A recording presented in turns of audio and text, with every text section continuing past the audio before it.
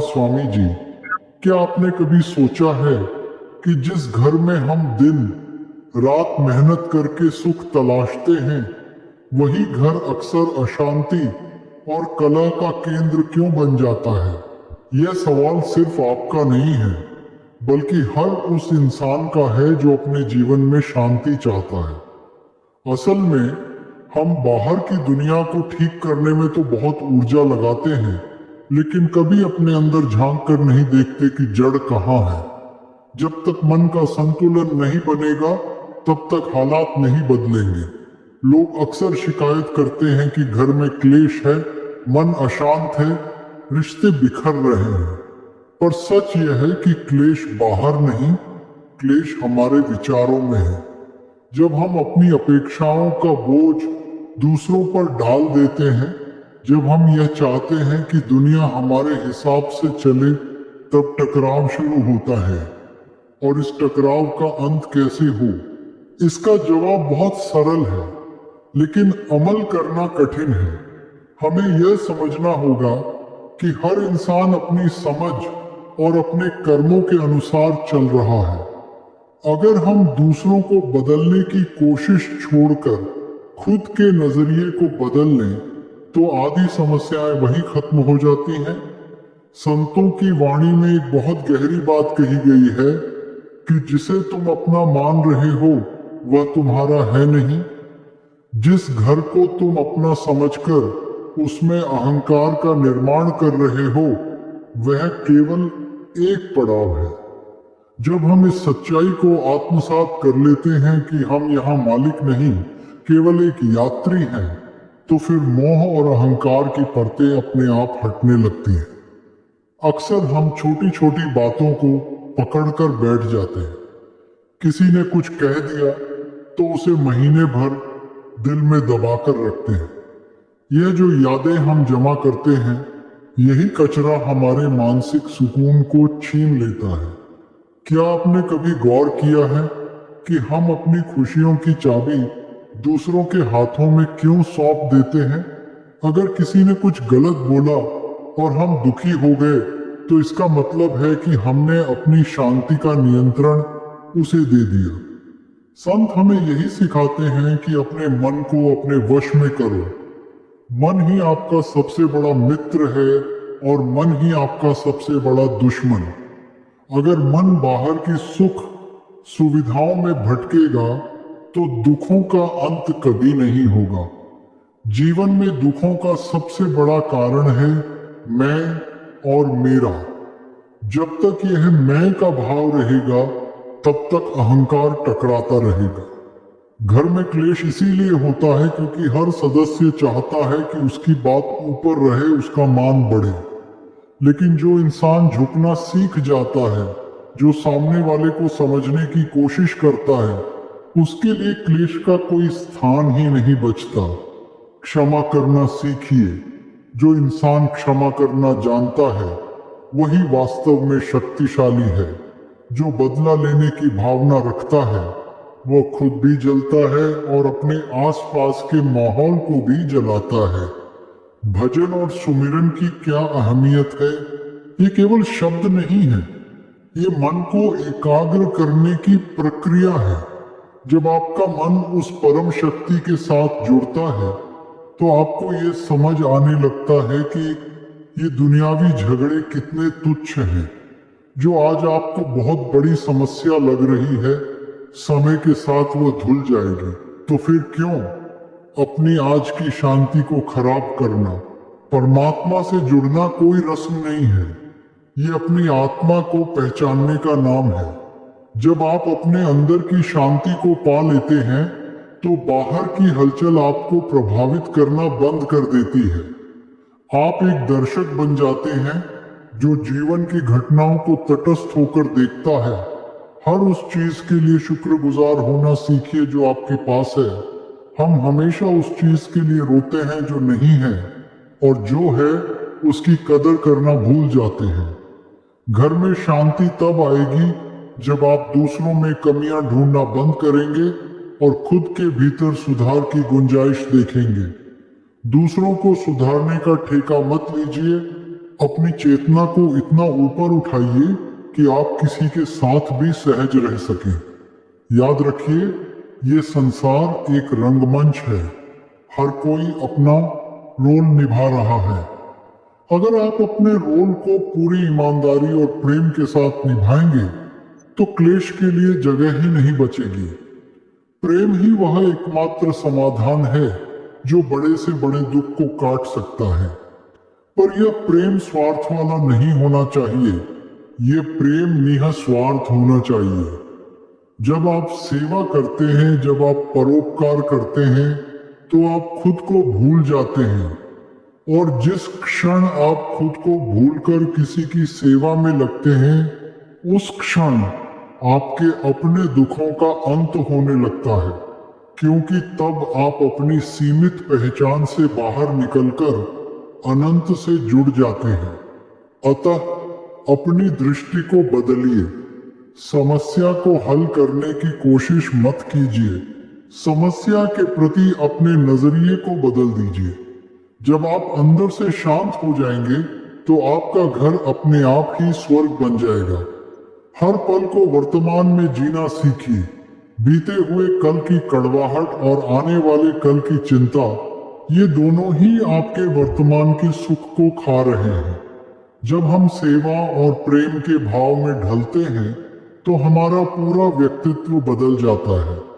अक्सर लोग हमसे पूछते हैं कि परिवार में इतने विरोध और विचारों की भिन्नता के बीच तालमेल कैसे बिठाएं। इसका उत्तर बहुत गहरा है। हम अक्सर ये भूल जाते हैं कि हर इंसान एक अलग संस्कार लेकर आया है। हर व्यक्ति के पीछे उसका अपना अतीत, उसकी अपनी परवरिश और उसकी अपनी मानसिक स्थिति है।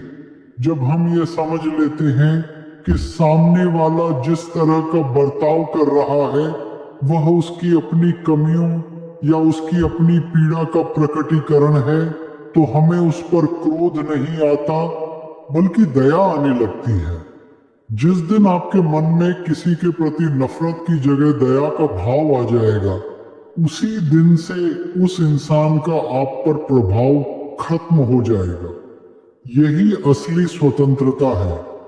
हमें यह भी समझना होगा कि अशांति के पीछे सबसे बड़ी बाधा हमारी अपेक्षाएं हैं।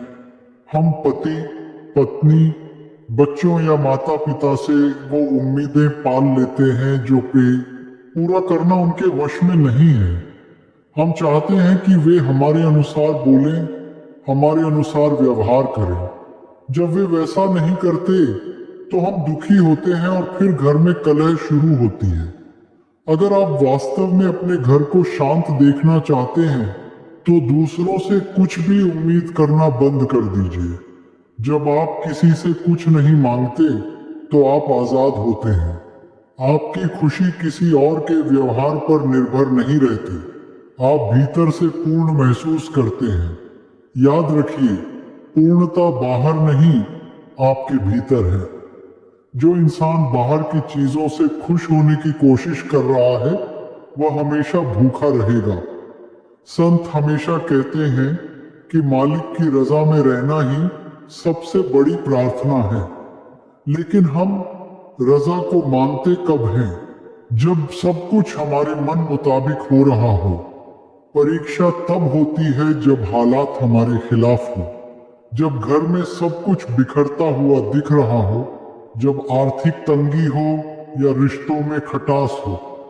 उस समय अगर आप धैर्य बनाए रखें और यह स्वीकार कर लें कि यह भी एक समय है जो गुजर जाएगा, तो आप उस दुख की लहर के ऊपर तैरना सीख जाएंगे।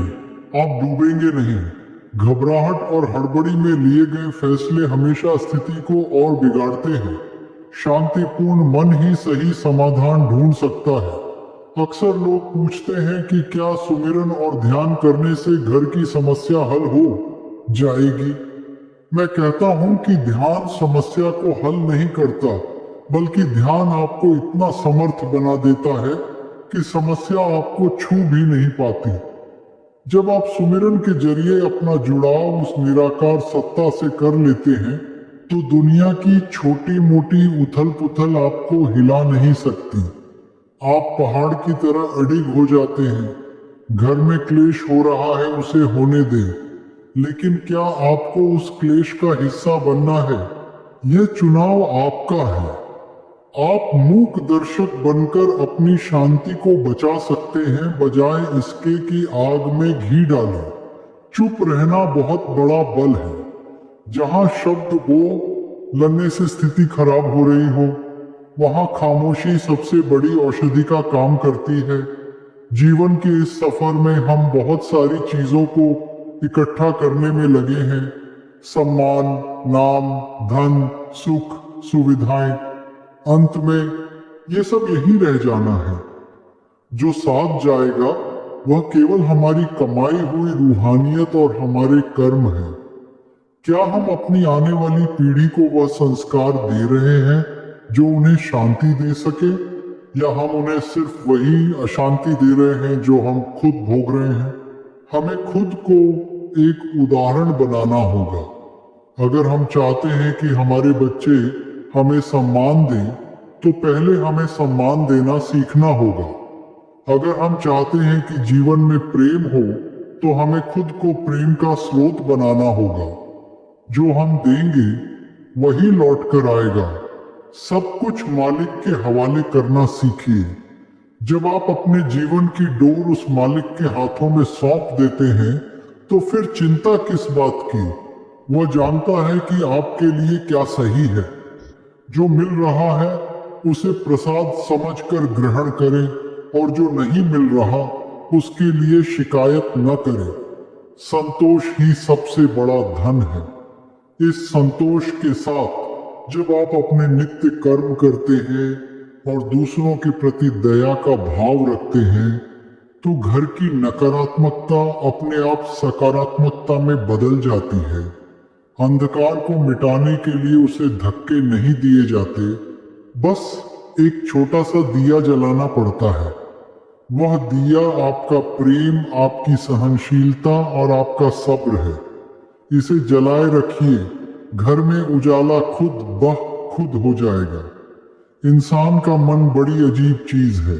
यह कभी अतीत के पछतावे में डूबा रहता है, तो कभी भविष्य की चिंताओं में भागता है।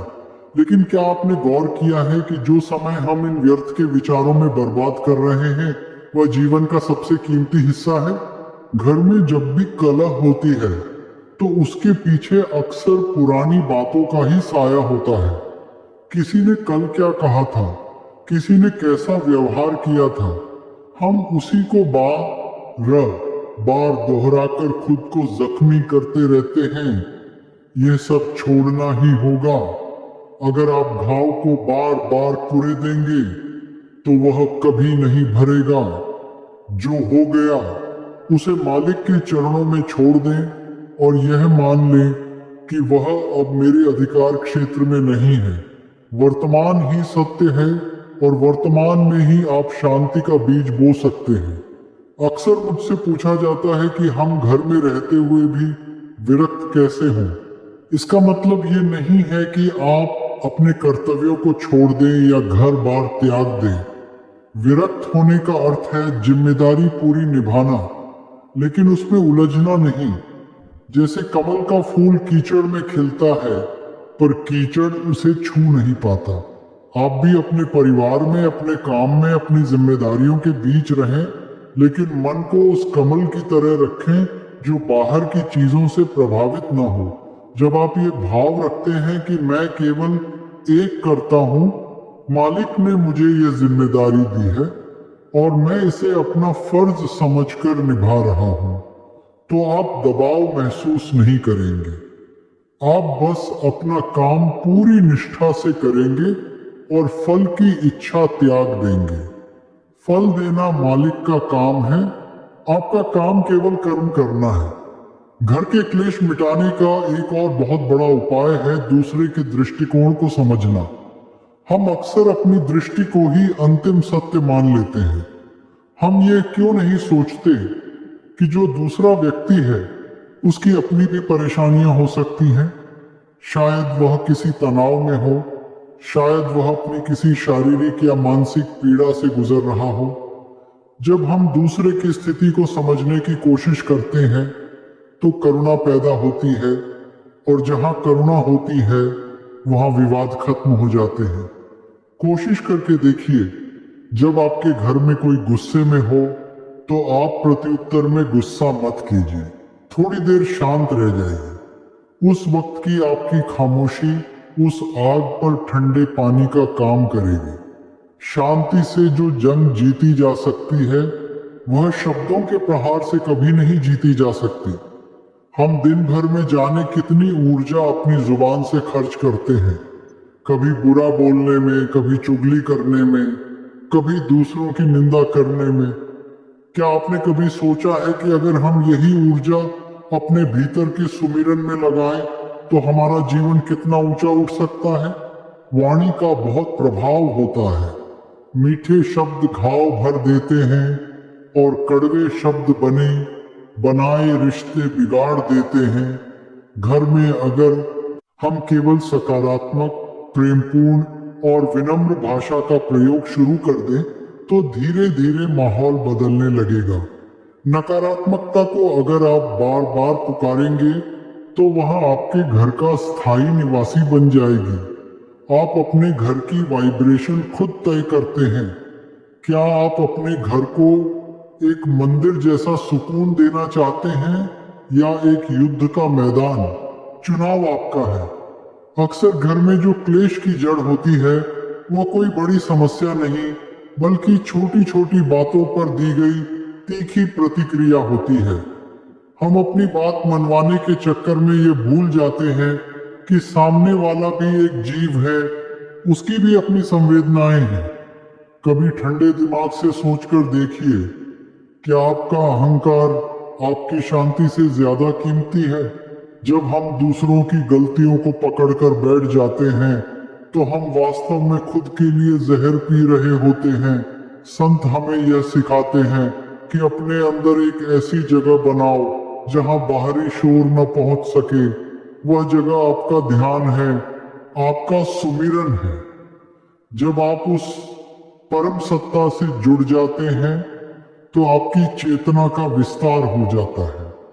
तब आपको छोटी छोटी बातें जो पहले बड़ी लगती थीं वे व्यर्थ लगने लगती हैं। समय बहुत कीमती है और इस समय का सबसे उत्तम उपयोग केवल अपने आप को सुधारने में है। हम पूरी उम्र दूसरों को ठीक करने में निकाल देते हैं, लेकिन अपनी कमियों की तरफ हमारी नजर कभी नहीं जाती। क्या आपने कभी अपने पूरे दिन का लेखा जोखा लिया है? सोने से पहले बस 5 मिनट आंखें बंद करके खुद से पूछिए, क्या आज मेरे व्यवहार से किसी को दुख पहुंचा? क्या मैंने आज कोई ऐसा शब्द कहा जिससे किसी का दिल दुखा? जब आप खुद को परखना शुरू करेंगे तो आप पाएंगे कि सुधार की गुंजाइश सबसे ज्यादा आप में ही थी। जब आप खुद को बदलना शुरू करते हैं तो आपका पूरा वातावरण बदलने लगता है। ये एक प्राकृतिक नियम है। घर को मंदिर बनाने के लिए किसी विशेष पूजा पाठ या आडम्बर की आवश्यकता नहीं है। घर मंदिर तब बनता है जब वहां रहने वालों के मन में एक दूसरे के प्रति आदर हो, जब वहां प्रेम का संचार हो और जब वहां ईर्ष्या द्वेष की जगह संतोष ने ले ली हो। एक घर तब स्वर्ग बन जाता है जब वहां हर सदस्य अपनी जिम्मेदारी को मालिक की सेवा मानकर निभाता है। जब आप अपने घर के हर काम को प्रेम से करते हैं तो वही कर्म भक्ति बन जाता है। घर का कलेश तब समाप्त हो जाता है जब हम मैं को त्याग कर हम की भावना को अपनाते हैं। आप देख पाएंगे कि धीरे धीरे आपके घर से नकारात्मक ऊर्जा गायब हो रही है और वहां एक अजीब सी शांति और सुकून का वास हो रहा है। याद रखिए, आप केवल एक माध्यम हैं। उस मालिक की रजा में जो कुछ भी हो रहा है उसे स्वीकार करना ही सबसे बड़ा सत्संग है। दुनिया के बदलते हालात पर दुखी मत होइए, क्योंकि ये संसार नश्वर है। यहाँ सब कुछ परिवर्तनशील है। जो आज क्लेश है वह कल नहीं रहेगा। जो आज दुख है वह कल खुशी में बदल जाएगा। बस आप अपनी निरंतरता बनाए रखें, अपने सुमिरन की डोर को कभी हाथ से न छूटने दें। चाहे कितनी भी भीड़ हो, चाहे कितना भी शोर हो, अपने भीतर उस शांति को तलाशें जो कभी कम नहीं होती। जब आप अंदर से भर जाएंगे तो बाहर की कोई कमी आपको विचलित नहीं कर पाएगी। आपका जीवन ही दूसरों के लिए एक प्रेरणा बन जाएगा और यही असली सेवा है, यही असली मानवता है। बस विश्वास रखिए, वह देख रहा है, वह सुन रहा है और वो हमेशा आपके साथ है। क्या कभी आपने गौर किया है कि हम अक्सर अपनी समस्याओं के बारे में दूसरों से चर्चा क्यों करते हैं? क्योंकि हमें लगता है कि बोलने से मन हल्का होगा। लेकिन सच तो यह है कि जब हम अपनी व्यथा दूसरों को सुनाते हैं तो वह दुख और गहरा हो जाता है।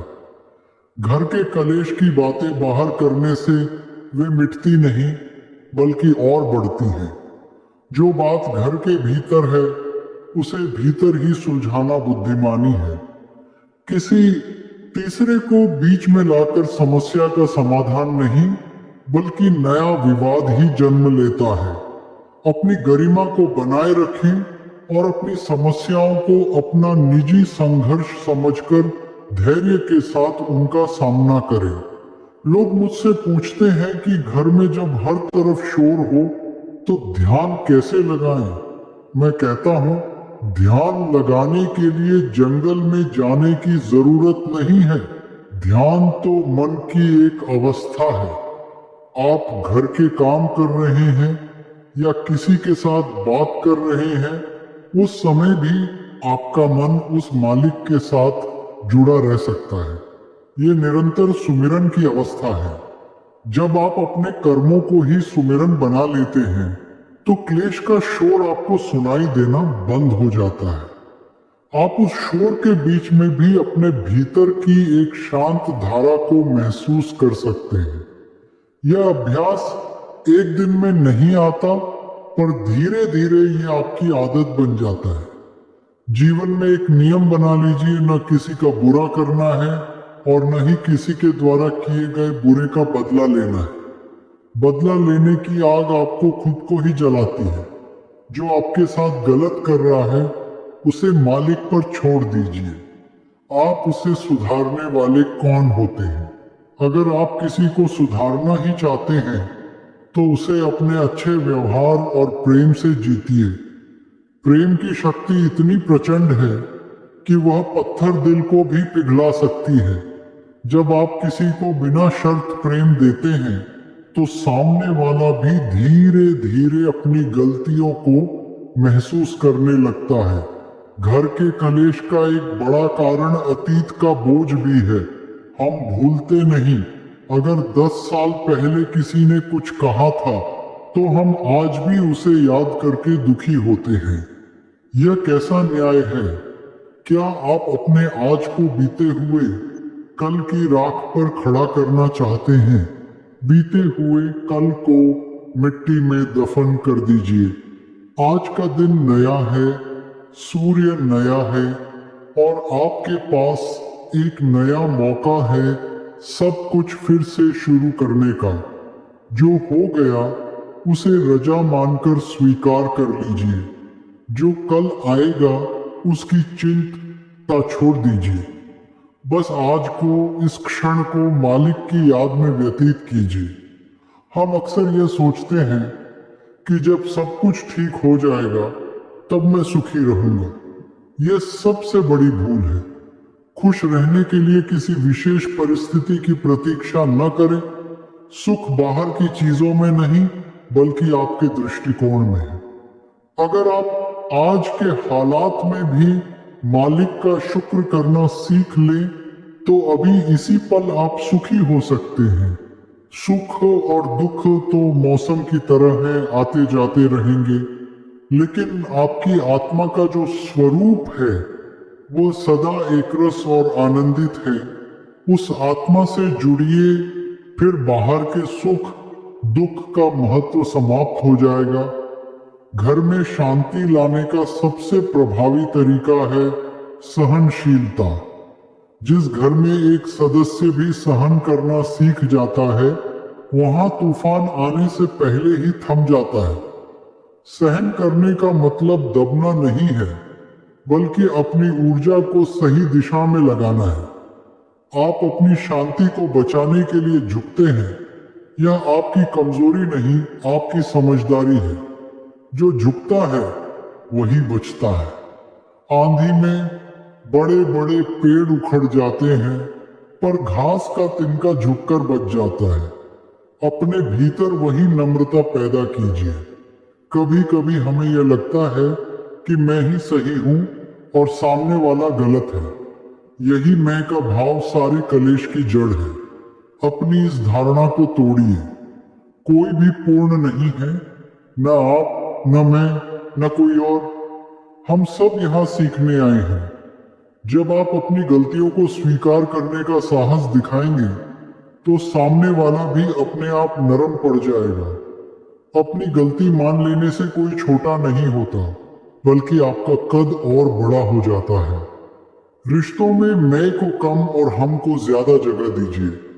मालिक का नाम वह औषधि है जो आत्मा के सभी घावों को भर देती है। जब भी घर में तनाव महसूस हो, बस एक पल के लिए अपनी आंखें बंद करें, लंबी सांस लें और उस मालिक का ध्यान करें।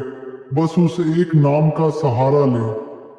आप महसूस करेंगे कि आपके अंदर की हलचल थी मने लगी है।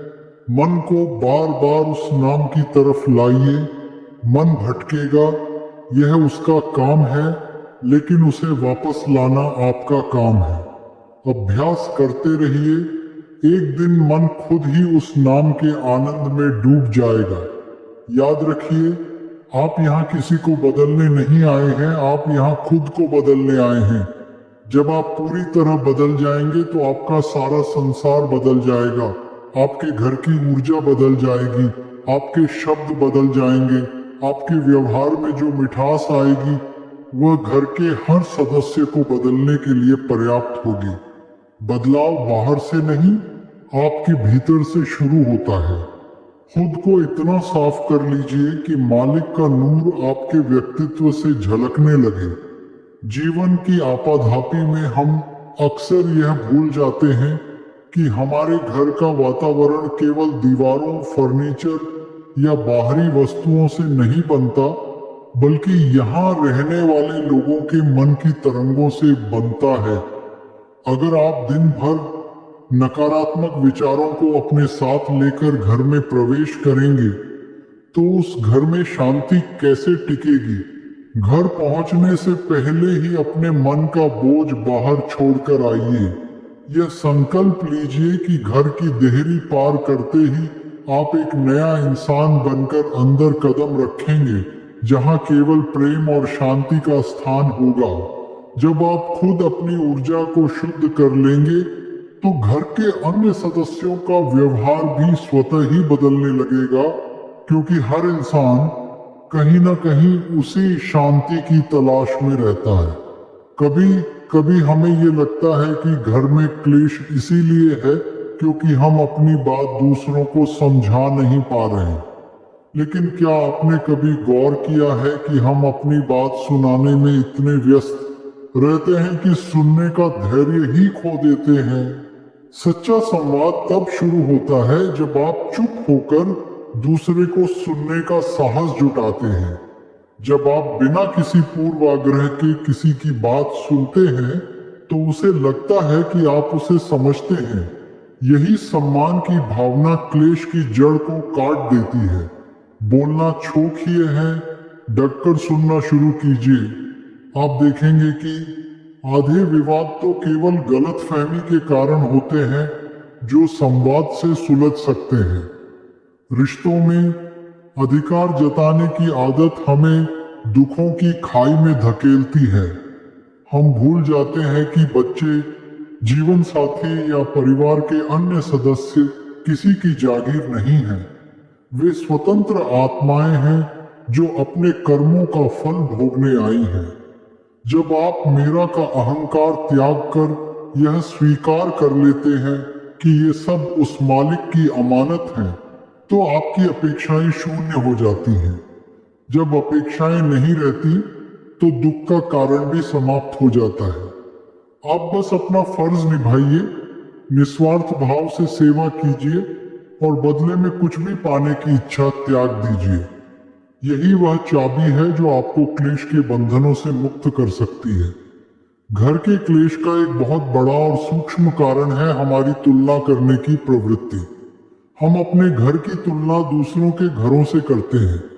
हम देखते हैं कि फलां का घर कितना खुशहाल है, उनके पास कितनी सुख सुविधाएं हैं। यही तुलना हमारे भीतर हीन भावना या असंतोष पैदा करती है। जो आपके पास है उसमें संतुष्ट रहना सीखिए। परमात्मा ने आपको जितना दिया है वह आपकी आवश्यकता के लिए पर्याप्त है। जब आप अपनी तुलना करना बंद कर देते हैं और अपनी वर्तमान स्थिति में मालिक का आभार व्यक्त करते हैं, तो आपके घर में शांति और आनंद का वास होने लगता है। अंत में मैं यही कहूंगा कि मालिक की याद से बड़ा कोई मंत्र नहीं है। जब आप मालिक को अपने हर काम में शामिल कर लेते हैं, जब आप कोई भी निर्णय लेने से पहले यह सोचते हैं कि क्या यह काम उस प्रभु को पसंद आएगा, तो आप गलत रास्ते पर जा ही नहीं सकते। घर में सब कुछ ठीक होगा। बस खुद को सही करने की शुरुआत आज से कीजिए। दूसरों को बदलने का प्रयास छोड़कर खुद में वह बदलाव लाइए जो आप दूसरों में देखना चाहते हैं। अगर आप सहनशील बनेंगे तो घर में शांति आएगी। अगर आप प्रेम का भंडार बनेंगे तो घर में प्रेम बहेगा। आप एक दिया बनिए, अपनी रोशनी फैलाइए, फिर देखिए कैसे आपके आसपास का अंधकार छंटता है। इस सफर में आप अकेले नहीं हैं। जब भी मन विचलित हो, बस उस मालिक का ध्यान कीजिए। वह हर पल आपके साथ खड़ा है। आपको बस अपनी आंखें बंद करके अपने